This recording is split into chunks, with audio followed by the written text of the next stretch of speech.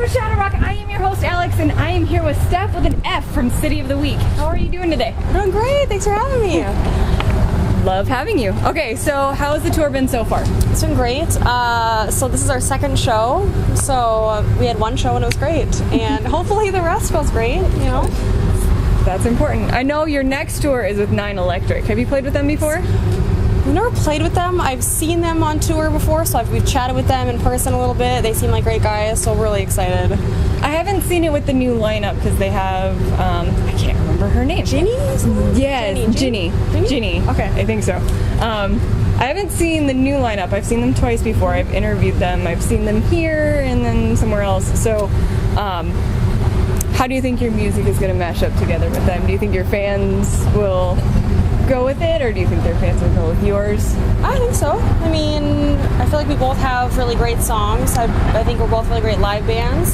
So I think people will like it. People will dig it. I mean, we've done tours with bands in different genres, and I mean, as long as the songs are good, you're a great band, people are pretty receptive of that. Yeah. You know, people like live music, kind of like live music. So as long as it's good, it's good. Yeah. Your music is quite, not different, but it doesn't really fit in one genre sometimes, where you mix the pop melodies with the heavier bass line or just the heavier music in general. How did you come up with that? It kind of just evolved to what it is. I mean, when we started, it was kind of just, let's just see what comes out, let's just write music, and, you know, cycling through some members, settling along what we have now. It's still been kind of the same the whole way through, same elements, you know. I'm very influenced by catchy hooks. I mean, a song to me isn't really a great song unless that hook is there. It's got to just replay in your head. That's what gets, you know, it just infects you, you know. To me, that's a great song. And so, and the guys, I don't know, I feel like I've always played with, you know, musicians who want to grow and be better, and a lot of us throughout the years have gone to music school, like music college. I started at McNally Smith, so all of us are very, you know, educated musicians, and we, you know, try and use theory, and I mean, I played jazz, I was in a ska band, I can play a variety of instruments from trombone to piano to bass, I mean, and a lot of us can, so we try and just, I don't know, use that knowledge, and because I mean, it's, I don't know, it's rock is rock, and we could easily be very basic, but we want to always expand and grow and try new things, and I think that's part of life in general.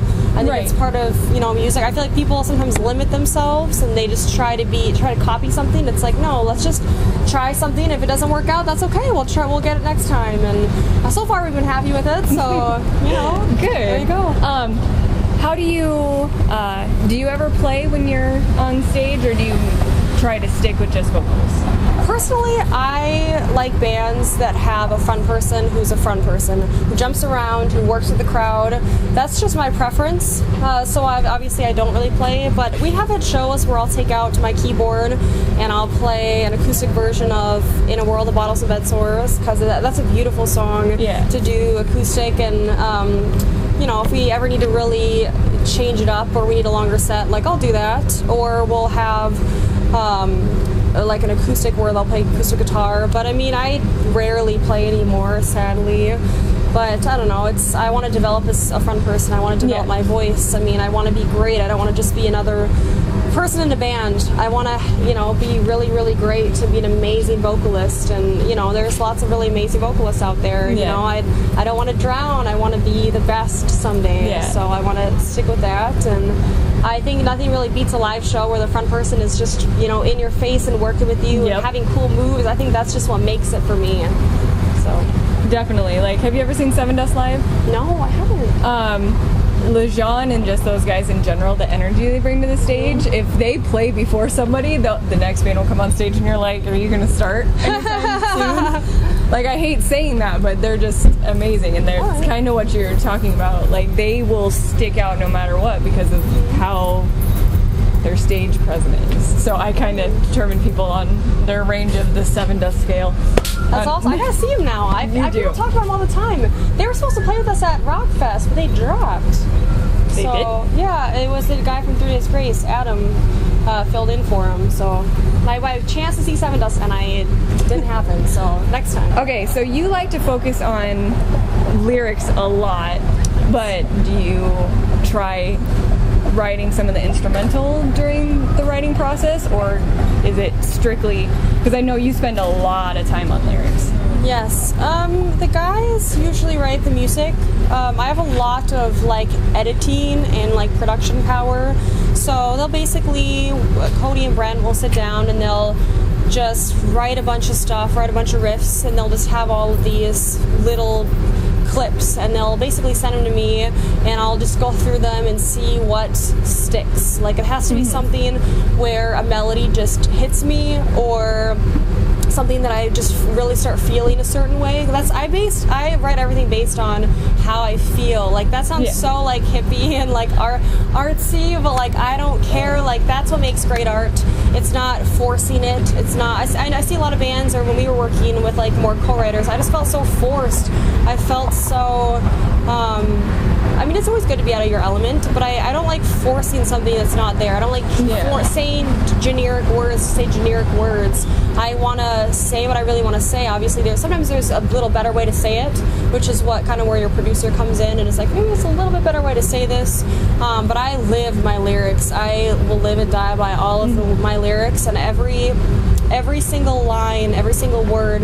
I could go on for about 10 minutes for each line, just explaining what it means and having a backstory and why I said this and the imagery behind it. And so I literally am like the most like in-depth person when it comes to lyrics. I will live and die by that stuff. So, and I do all the vocal melodies as well.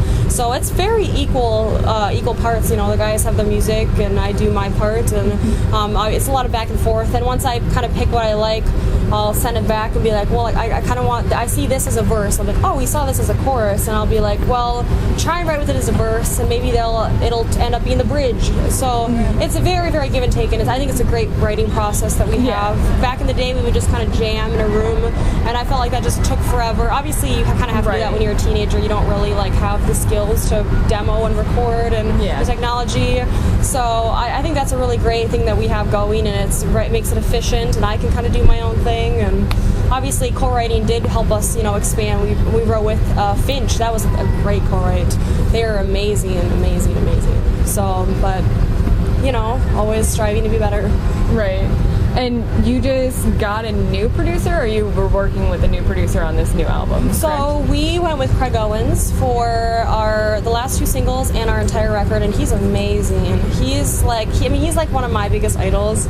So, I try not to like fangirl over it, but it's really, really, because he doesn't take on a lot of bands. Yeah. I mean, we were like the second or third full length he had done that year. So he only takes on a couple projects per year, and so, I couldn't believe that he took us on. It was really like fangirl, and we would go and we would do like lots of pre-production. We'd drive there every week and start, writing, showing him what we had, and he would say, maybe you could say this better, maybe we could rip apart the guitar part here. Like, he definitely lives and dies by his art too, and I think that's why it's such a great match. It wasn't like, oh, make this more generic. I need this to be more generic, or like, this isn't gonna sell. Like, he never really said that, like those words. It was always, why do you write like that? Why do you say this? And I'd be like, because of this. And he'd be like, cool. Like, it wasn't, once I explained myself, it was kind of like that was it, or I don't know. He's amazing. He's a true artist. I feel like those are kind of few and far between these days. A lot of bands are kind of, I don't know, they try and be something they're not, and Craig is all about the art. Like, I have nothing bad to say about working with him. Like, I feel like such a better artist now. Yeah. And so, I could go on all day talking about him. And Jordan did like a lot of the engineering, and he had some input too. And that was Jordan DeSorbo. He was in Before Their Eyes. Now he's in Glasslands, and he was awesome too. Like, it was just the best team. So it was so crazy to make a record, and I can't wait to do it again. Like, we haven't even released this record, and I want to make the next one. When is the new record going to be released? Oh my God, I don't know. So we were gonna put it out early this summer, and then we decided to shop it instead and get some distribution because we want to go overseas. We want to go to Japan and the UK because we're doing really well over there with our streams. And so our manager was like, look, let's wait. Let me shop this and let's see what we can get for distribution. And so right now we're kind of in the phase of like, we're still building us as a band. And so, we want to get a fair distribution. We want to work with the right team. If you rush into something, it might be great for now, but 10 years down the line, it's not going to work out. So we want to have something that's going to be good for us long term. We want to be a band for the next 30, 40 years. We're still really young, you know. We can do this for the next 30, 40 years. So we want to make sure that we're set up that way. And so it's really hard to explain to people that they're like, well, just put it out. It's like, well, it doesn't really work like that always. You know, you need the proper channels. If we put this out now, it will hinder our career for the next couple of years, and I don't want to do that. Right. It's better to get the fans to wait, put out a single every once in a while. And so we're doing that's kind of what we're doing, and then we're talking about putting out another single come the new year and doing another video while we're kind of waiting and building, and you know, it's just a lot of business stuff that I hate to talk about with fans. I hate to try and get all business with them, but you know, that's how it is. But you need to be business every once in a while in order to keep touring and stuff, because you guys tour. Yes. But you mentioned the single, and I think you're like me. You kind of like having a potty mouth not being censored, obviously, because of censors. Segues, I'm good at them. I'm awkward. It's great. But you have kind of have a potty mouth like I do. But when do you know what songs you want to be your single, and then you try to take most of the swearing out so they'll play on the radio, or is it just? Well, for our first two records, I clearly did not keep that in mind. You know, we had a single that basically the whole song was like, fuck, don't you know who the fuck I am? You should know who the fuck I am. And very clearly we did not get radio play for it. Right. But we weren't really doing radio. It was kind of just like, oh, we know a couple stations, and they were like, obviously no. So, I mean, obviously this time we were more of like, alrighty, well, let's maybe scale back on a few songs, or if we don't, make sure that they're easily editable. Is that a word, editable? Probably not. Make sure it's easy to edit. It is now. Right? So make sure that we could easily take them out and it wouldn't really affect the song. It wouldn't be like the big space where fuck clearly would have been. So, I mean, we definitely, you know, I try not to swear music unless it kind of has a meaning. I don't want to overdo it, because that's just annoying sometimes. So, yeah, I definitely put a little bit of thought into that. Yeah. Because it kind of sucked to not get radio play because of that. But I no regrets. That was a great song. It is. We shot it in a jail. Like, come on now. How did you get to be able to shoot it in the jail? I don't even know. I was like, I'm gonna rent out an entire fucking jail. And this Alex Constam, he's a videographer. He used to live in the Twin Cities. Now he's in LA shooting like multi-million-dollar movies. And he was like, I can get us a full jail. I guess he just went to the city and was like, I want this jail. And they were like, just pay the insurance or something. And I was like, make it happen. I will drain my entire bank account to make this happen. Just get it. And he did. And that's how it happened. It was actually really easy. That's awesome. I love it. Okay, since we were focusing on lyrics, let's talk about where the song Ungrateful came from. Like, what was not the huge, more the broad scope of it, I think is how I want to say that. Okay. Yeah, so Ungrateful is kind of questioning about why I'm such a callous person, and it's questioning whether it's something that you know, we're born with, or it's something that we learn as a society as we get older. Maybe society kind of calluses us a little bit. It's a little rough on us as people. Because I feel like all of us are a little hardened at some, you know, point. And like basically saying my heart is rotted to the core. I can't feel a thing anymore. Basically saying I feel like we become desensitized to things as we get older.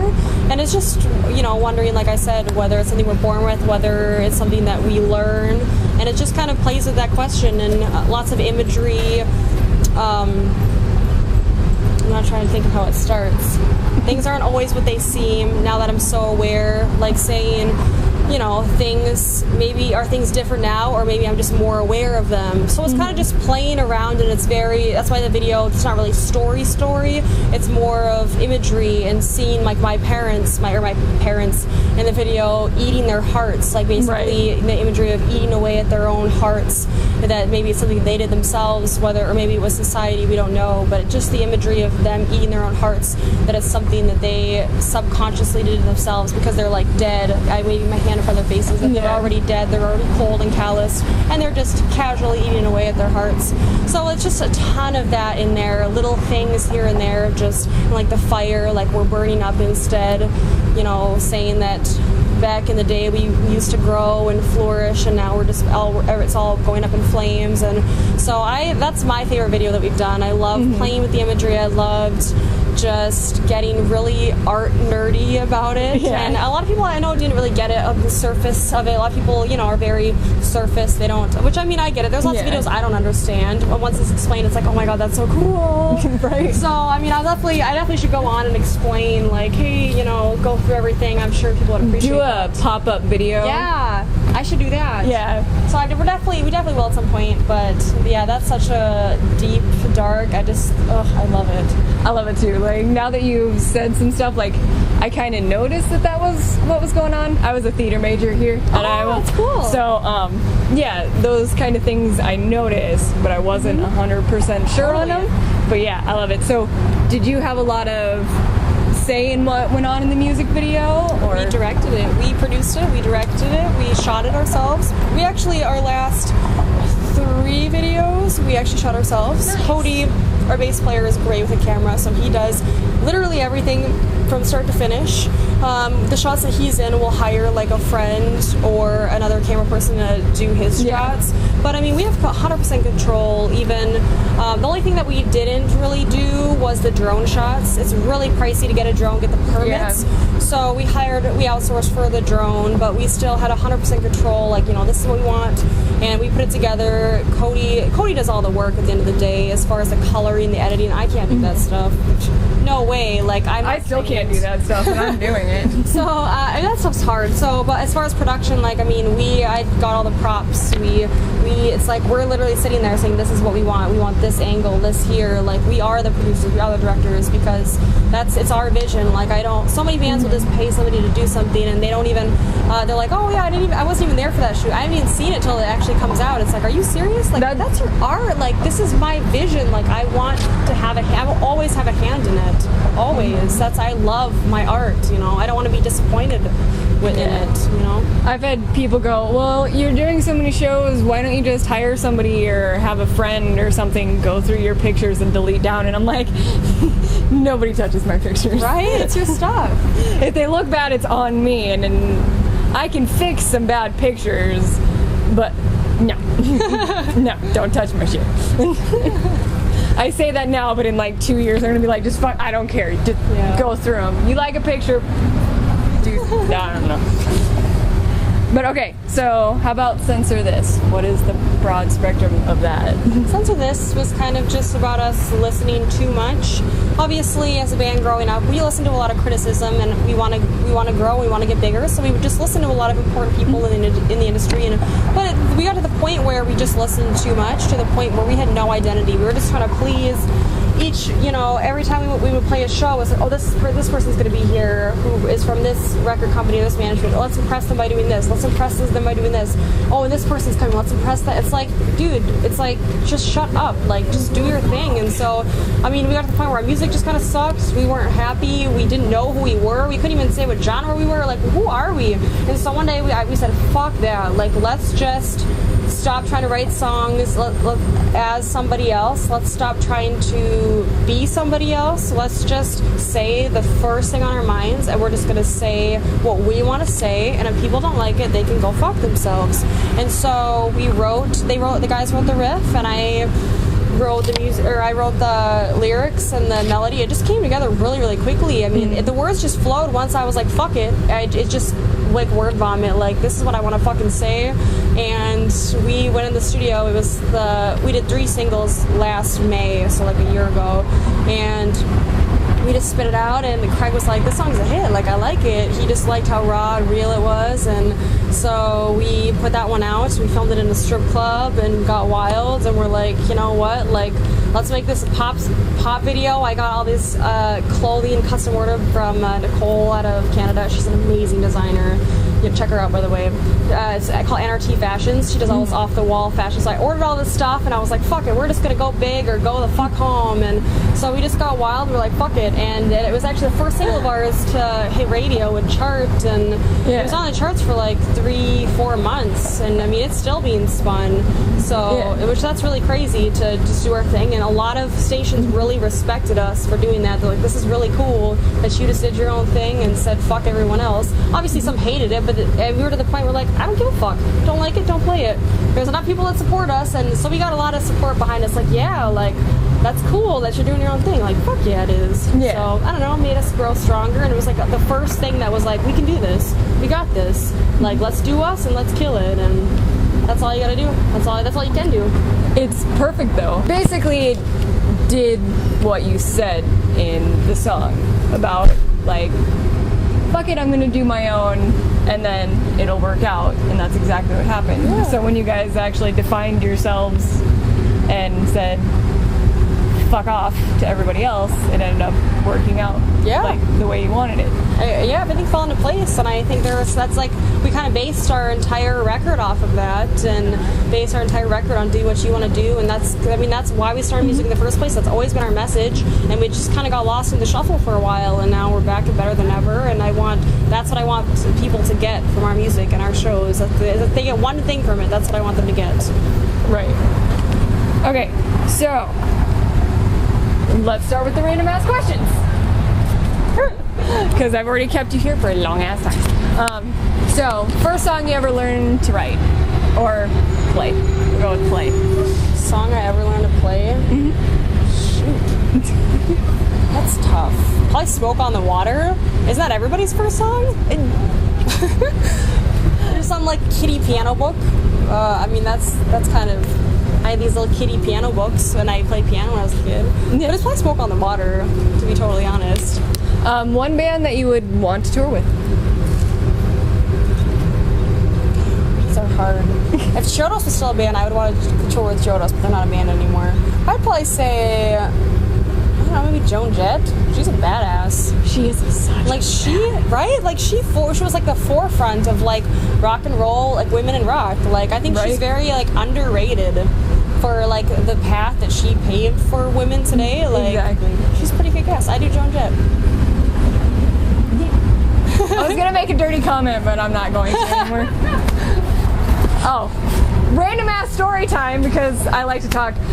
She is in Repo the Genetic Opera, but they had her in the background where she helped write a song. I think it was 17. She helps write it, and you see her, she comes out and she's not really well lit at first, and I went, that dude's hot. And then I got closer, I'm like, fuck, that's Joan Jett. I'm gonna go over here and question my sexuality for a minute. She's hot. She's getting up there. She's still hot. Oh yeah. How are you doing that, Joan? How are you still so hot? She's in better shape than I will ever be in my life, ever. Okay. Favorite venue? Probably Rockfest. I know it's not really a venue. It counts. Okay, cool. Yeah, Rockfest. We put the main stage this year, and they have like this huge stage, this huge catwalk right in the middle, and these two catwalks out on the side going way into the crowd. Like I use the fuck out of those catwalks. I love it. I feel like a star. I feel like Lady Gaga or some shit out there. You know. It's beautiful. She likes metal, so you know. She would like us. She would. Lady Gaga, listen to this. Come to a show. I love you. I really do like her. I'd want to see her live so bad. I love her so much. She's crazy, and I love it. So one band, not Lady Gaga, out of the genre that you would like to see?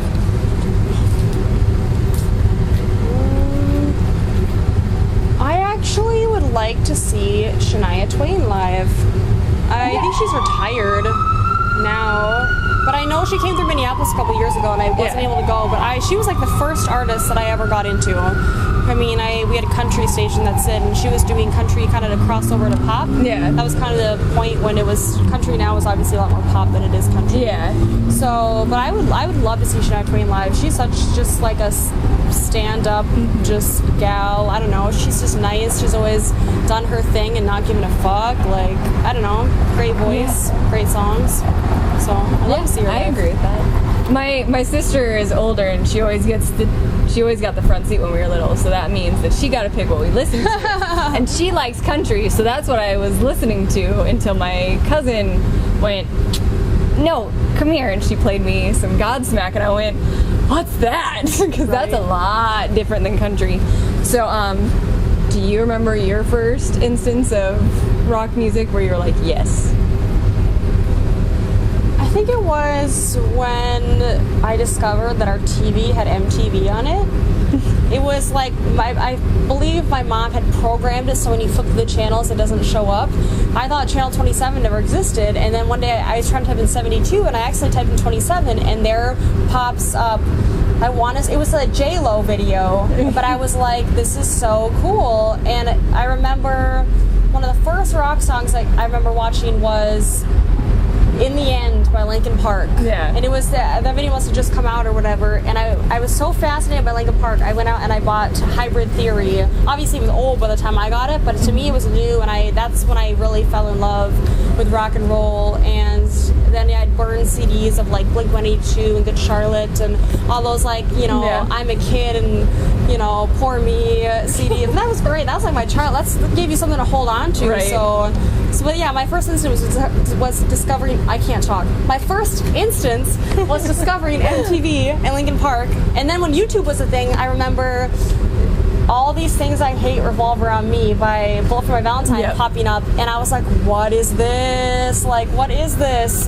So lots of little instances that just dive you into the world of the great world of rock and roll. Have you ever done this where you start out on one YouTube video and you just let it play, and it won't play the same band, it'll just go through and play bands that are similar, and then you'll end up like some random place? Well, I like to do that when it's like the female leads. Oh yeah. Because like for some reason they just don't show up, so once you find one you can just go through and find a bunch. Yes. Have you ever done that? Oh yeah, all the time.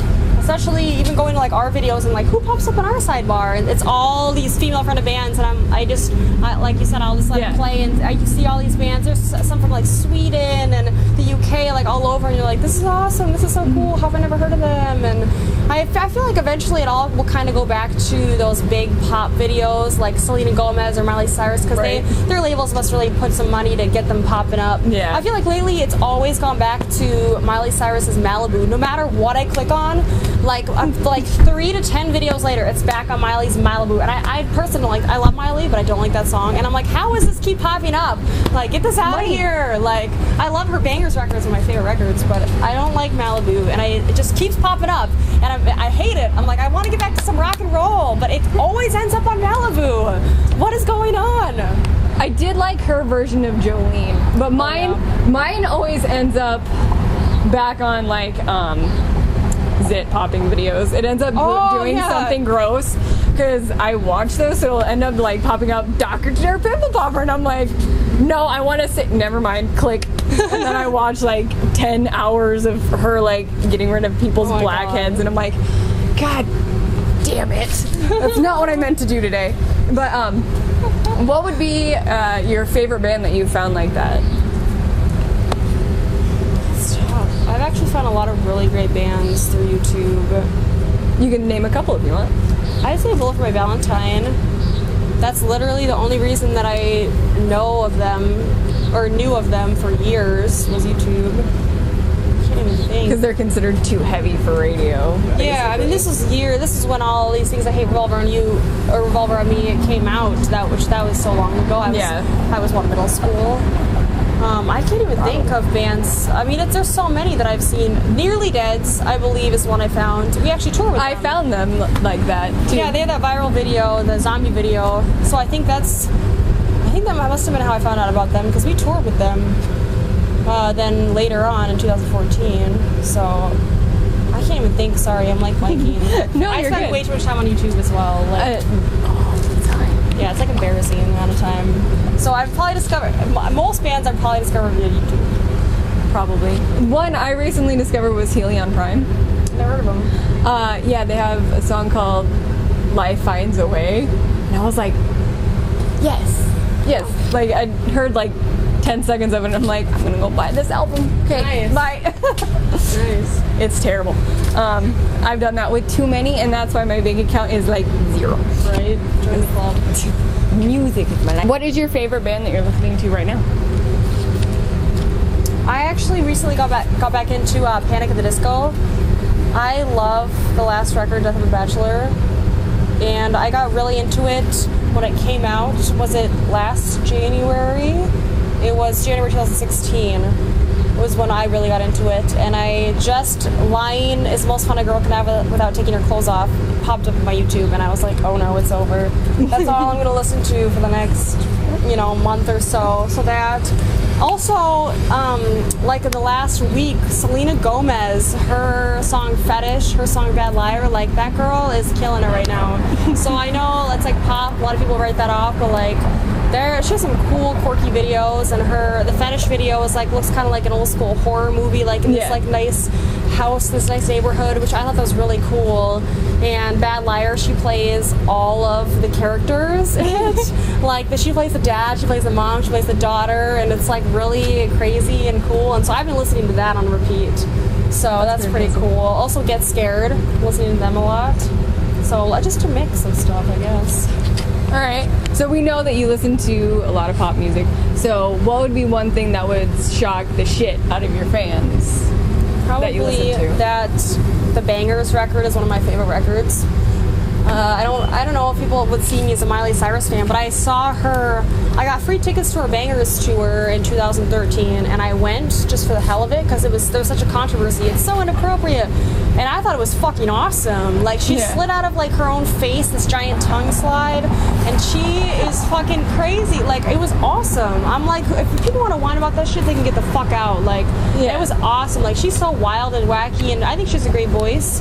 She does have a very good voice. I mean, I feel like, she's awesome. I don't know why people hate on her. She's wacky. Like, if you don't like it, don't watch it. I don't know. She's hot. She can take her clothes off in front of me. I don't care. Like, she can dance around naked. I don't care. She's hot, and she has a beautiful voice, and her dancers were amazing. The imagery was amazing. So I'm a huge Miley Cyrus fan. Love it. Basically, she's doing her own, so yeah, it's awesome. Might as well. Okay, so back to actual questions about your music. Because I've kept you here for 35 fucking minutes. So we'll go with my final question, and that is, what is one piece of advice you would give an up-and-coming band? Work your ass off. That's literally, people ask all the time, what's the secret? There's no secret. It's literally just doing stuff all the time, finding ways to get in there. I mean, I've flown across the country just to accidentally run into one person at one party in LA. Like, I do the craziest stuff. My PR guy somehow was able to talk me into being an interviewer on the first ever APMAs on the red carpet. Like, nobody was getting in, and he's like me, like, he's old school music dude, like, he will do whatever, like, he does not give a fuck, and I love him. And he was just like, I gotta send him a reporter, and he's like, you're in, you're flying out tomorrow. So I spent $2,000 to fly to Ohio. I was last minute, there's like no flight, so I spent like $2,000 to fly to Ohio, and just to be on the red carpet. I've never interviewed people before. Like, I'm not a real interviewer, and so I just got this mic, and my camera guy Cody came with me, and we just made shit up. I didn't know who a lot of the bands were. Like, I knew of them, but I didn't know what they looked like, and I didn't have time to research everybody. Joel was like, yeah, you're leaving tomorrow. Oh, great. And so I just faked my way through that shit. But it was awesome. Like, I was on red carpet press, and every single band that walked by, like, I had my big hair, my big eyes, everybody noticed me, everybody wanted to talk to me. Jerry only was like sucking on my neck or something. I saw a picture, he's just like trying to eat my neck. I'm like, what is happening right now? So it's just doing a bunch of stuff and getting in there and getting recognized. And a lot of artists who we had opened for, like the Color Morale came over, was like, oh, we played with you in Minnesota. Yeah, it's like just making that connection over and over and doing things. And I mean, I pretended to be a reporter and was able to interview Craig. That's how we met Craig Owens. And, you know, had I not faked my way in that time, and then we saw him again on the red carpet. And then we had a manager at the time who had introduced him to our music, and he was already familiar with us. So I think that had a huge part in the fact that he took us on as a project. We probably wouldn't have had him work with us had I not done those crazy ass shit and get on his bus and interview him, even though I'm not a real reporter. Just fake your way through it. So just do stuff all the time. Don't play it safe. There's no reason to play it safe. Go out there and kill it, and unless you're willing to work 24/7, you know, that's what you gotta do. That's perfect. Okay. That's it for Shadow Rock. I've kept her here for a fucking long ass time. And this has been my interview with Stef with an F from City of the Week, and we'll see you at the Rock Show.